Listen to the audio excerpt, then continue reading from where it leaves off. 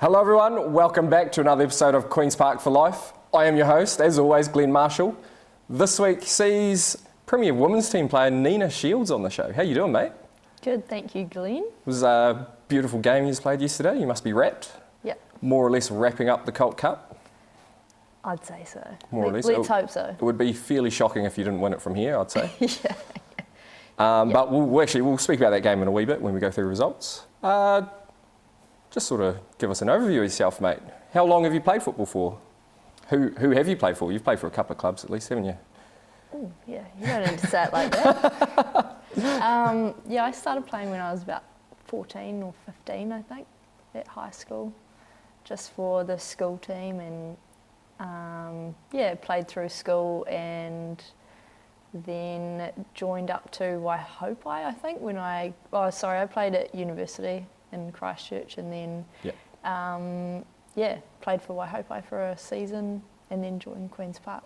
Did you play for was it Girls High? Yeah, so was that the same team with Kate Bunting and? Yeah, that's where I played with Kate. Ashley Gordon probably was Gordon, it? Yep. Oh yeah, true. Yeah, quite a few players that have played for Park over the years. Yeah. What made you come to Queen's Park? And when was that? We were sort of talking about that earlier, weren't we? It's roughly 2016. You can't quite figure it out, but yeah, no, I can't actually remember. But I think I'm going to say that Kate Bunting got her claws into me in about 2016, and yeah, recruited over. I was pretty keen to come and play for a club that had good coaches. Glenn. Ooh. Corey. I like that you named me first too, actually. That's brilliant. Sorry, head coach Corey. Oh yeah, nice. So you've obviously played a few, you've missed a year or roughly in between, haven't you? Yeah. But what are the biggest changes you've noticed in the squad between when you first came over here and now? Again, I don't really remember what the team was like when I first joined up, but I think we've got a lot more younger players now. Yeah, 100%. Probably.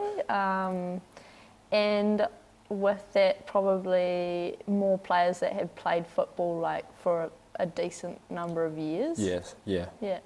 No, I'd agree with that 100%. I think when you first joined, there was a transitional period where we'd sort of started a women's team and then we were slowly recruiting better and better players, but we didn't have any youth girls coming through, so to speak of. Yeah. But we certainly have that now, and they're doing the job, certainly over the last few years anyway. Interesting though, I was thinking about the game yesterday. You know, we think we've got a really young team, but I think only a few players on the field yesterday were actually at school. So, you know, like it's a good mix at the moment. Yeah. That's possibly one of the advantages you have over old boys, is that they are young. Exactly, Aside from the Walkers and the odd player, they're pretty much all school kids, aren't they? Yeah. What do you do outside of football? You must have a few hobbies. Yep. I have so we've got a family business out in Riverton. We export seashells, power shell, things made from shells. So that keeps me pretty busy. I run that. And true. So where do you get the shells from? We buy them from commercial divers. Ah, right, okay. Buy shells from all around the Pacific Islands as well. So, and then exporting to lots of places. So I do quite a bit of travel with that. Do you sell them like manufactured or just natural as a shell? Both. Yep. Oh, yeah, true. Yeah. We've got lots of different kind of little niches, and we make souvenirs as well out of power. Oh, cool. Should have bought some with you. Should have. Yeah. Promo. Put it in a promo. What do you think the club can do to help the women's side of football? Obviously, it's a big part of Queen's Park. We love supporting the women's team. We do everything we can for them. You're on the inside of that. You're a player. You've been around the block a wee bit in football terms. I think it would be awesome if we could have another team. Yeah. But to get there, I think it starts with the juniors, and we need to get more young girls playing football, and then maybe staying with it. Yeah. So I'm not involved in the junior football at all, so I don't really know what it's like, but more people would mean more people around later on. Yeah. I think retention's sort of one of the trickier things, Yeah, especially in the women's side of the game. Yep. Down here anyway, that I've sort of seen. Yeah. You get quite a lot of the younger guys that will carry on playing through into senior years. A lot of the girls Stop playing. I guess they stop playing, Yeah. they go to uni, and more than boys do generally. Yeah. So yeah, okay, fair enough. So Yeah, I think that would help coming through from the juniors. yeah, And we do actually have we've got a couple of teams at the that's moment, right. a couple of all girls teams. Leanne looks after one, yeah, and they're a team of superstars, to be fair. sounds like it. Yeah. So yeah, I think They'll be they're a joining couple our of team years. soon. Yeah, a no couple of doubt. years away. I think maybe some of them next year actually would be Yeah. eligible. So that could be a good time to sort of integrate a new team. Maybe Yeah, it's hard yeah. to just come up with 15 girls out of the blue Yep. to make a team, isn't it? Yep. Righto, we will go through the results from yesterday. The SPL team did not have a game. They had a bye due to the Chatham Cup, which we weren't a part of. We were already knocked out, and I believe Roslyn beat Wanaka 4-3 to move through to the semi-finals, I think, quarterfinals. Can't remember. Donald Gray beat the Thistle Reserve team 3-0 in what was a fairly comfortable victory.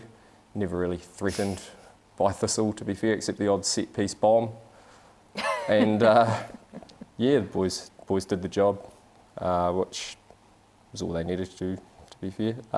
The Thistle team, though, it was a tougher team than what we've seen from their reserve side in previous years, for sure. Yeah. They've sort of got a few of these older guys dropping down now and Yeah. They solidifying do too. around the young guys a bit. So it's good to see. That's what it's all about. But obviously the main game of the day, probably in all of Southland football, was you girls versus old boys at Waverley Park. Yep. And you got the job done, 2-0. Yep, we did. Yeah, and I think it was probably our best game definitely our best game against them all season. Our third one against them, and 2-0 win. We won 4-0 last time, but I think this game we really dominated them more than last time. Yeah, that was certainly Leanne's take on it. She was, and Rat as well. Rat seemed to be a bit less nervous this game, which I guess the early goal helped. It was probably in the 5th minute or so, was it? Yeah, I think so. Who scored? Eleanor, was it? Eleanor scored that one. Yeah, it was a beauty. And midway through the second half, I think, was when Emily scored, which sort of... Yeah, it was a cracker as well. Yeah, which, I guess put an end to old boys' hopes of knocking us over. And yeah, I guess, only being up by 1 goal for quite a long part of the game is a bit nerve-wracking. yeah, But 1 goal leads are nervous, aren't they? yeah. But no, hey, look, congratulations. It more or less wraps up the league. 1 point required from the next 2 games. Yep. So you just, I don't know. I keep running out of superlatives to use because you haven't lost in 3 years. It's hard, you know. We get nervous, especially Leanne, before every game. I think, Leanne definitely does. probably people don't realise that when you haven't lost a game, there's a lot of pressure on you to win every game. Yeah, especially from the bookie. Yes. Gee, Burgie's bookies. He loves the old $1 on you girls. doesn't want to pay out anything, which I can't blame him, to be fair. Division 2, Editor's Cup lost 7-0 to Old Boys Black in the cup competition, which is a pretty horrific result for them, to be fair, given they just won the Patrons Cup a couple of weeks back. And Division 2, Level 1 beat Old Boys Red 4-3 in the trophy section of the competition. Righto, mate, it's time for everyone's favourite segment. We'll start things off with the quiz here, followed by some shots and headers outside. How this quiz works is there's 5 questions. Each correct answer is worth 10 points. And you get about 10 seconds to answer after I've asked the question, just so we're not standing here all day. Are you ready? Far away. Righto, mate. Question number 1. What was the final score between the Black Ferns and Canada earlier this afternoon? Was it like 60-10 or something like that? You're not a mile away, but it was 52-21.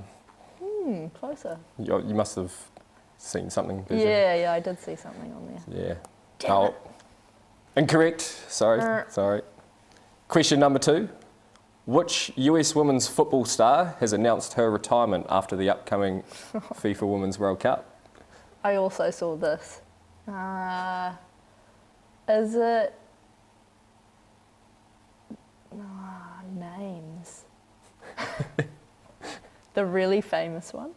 Yeah, it is. She is quite famous. The one with like short hair, kind of coloured. You know what? I'm going to give that to you because that is correct. Yes. Her name is Megan Rapinoe or Rapinoe. That's right. I'm not quite sure how to pronounce that.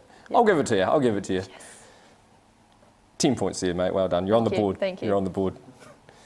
Question number 3.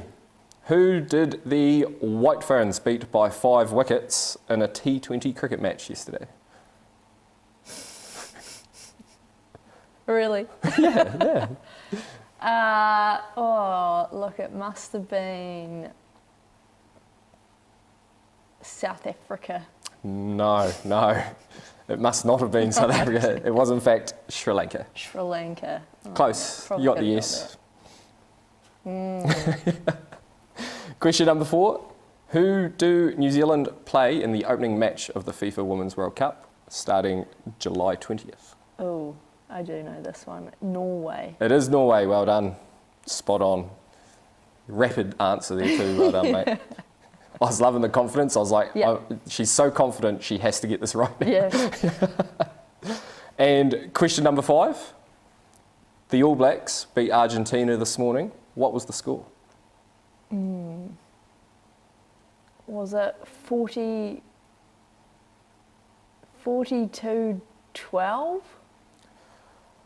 Is that your final answer? 45-12? No, I'm sorry. It was 41-12. So close, so close. In fact, you know what? I'll give you a half point. Yes. You got half the score. I'll give you a half point. So I get 5 for that? Yep. Okay, 5 points there, mate. Yep. So that's, you got 2.5. 25. 25. Righto, mate. We'll head outside. What's bottom of the table? Nothing, actually. Monty, bottom of the table on Right. Big Donut. Righto, mate. We'll go outside and we'll get some headers and some shots away. How's that All sound? through there. Yeah. Righto, Nina. Do you know how this works, mate? Pretty much. Yep. So 3 headers from the penalty spot. 10 points if you get it in the big goal, 25 in the small net. But your best attempt counts. So if you get it on the first or second go, we'll move on. Yep. And then 3 shots from the top of the D. All right. Same scenario, same points. You confident? No. Not at all. Yeah, Have we'll you got see. have you got a prediction for yourself? What do you reckon you can manage here? I think I'm not going to aim at the little girls. If I get it in the little girls, that's a fluke. All right, fair enough. Good luck. Yeah.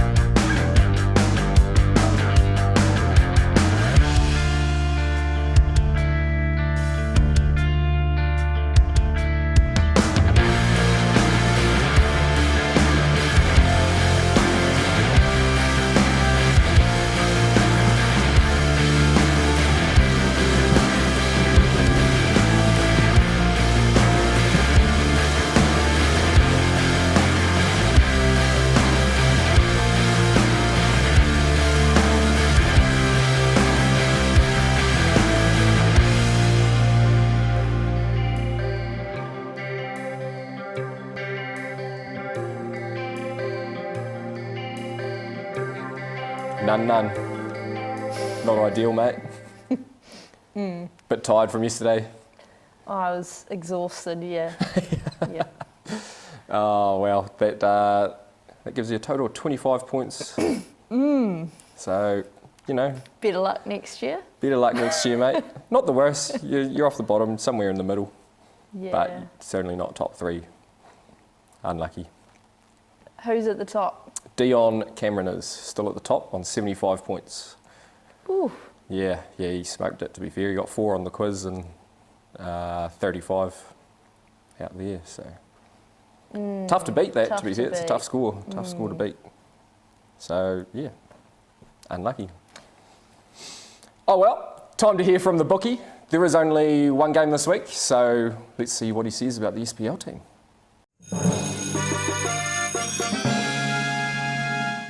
Welcome to another edition of Burgie's Bookies. This week for you we have one match, University versus Queen's Park. Odds are University $2.20, draw $3, Queen's Park $2.80. Please gamble responsibly. Yeah, well, the old bookie, he loves it, doesn't he? You've had a bit to do with Burgie. You know he's a betting man, surely. Yeah, actually, I haven't had too much to do with him. Oh, have you not? Oh, nah, actually, I was away. You the were year away. That he was coaching. Yeah, that's right. Yeah, true. Yeah, no, quite a week for him. He's only got that one game to focus on, so I'm sure he's done his research there. It is quite a tough league to pick games in, to be fair. There's only 5 points between third place and we're currently in the bottom. So it's real tight on that table. There's a lot of odd results going on there. So yeah, he's done well. Good. He's done well to sort of tight competition. Yeah. Which we'll move on to the fixtures for this week, or should I say fixture? Due to Matariki, there is no games being played in Southland this week.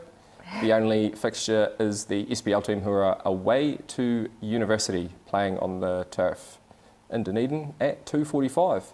I do believe Leanne is looking at sending a bus for the supporters. So make sure you get in touch with the club or Leanne. I'll put it on Leanne, yeah. She's the president.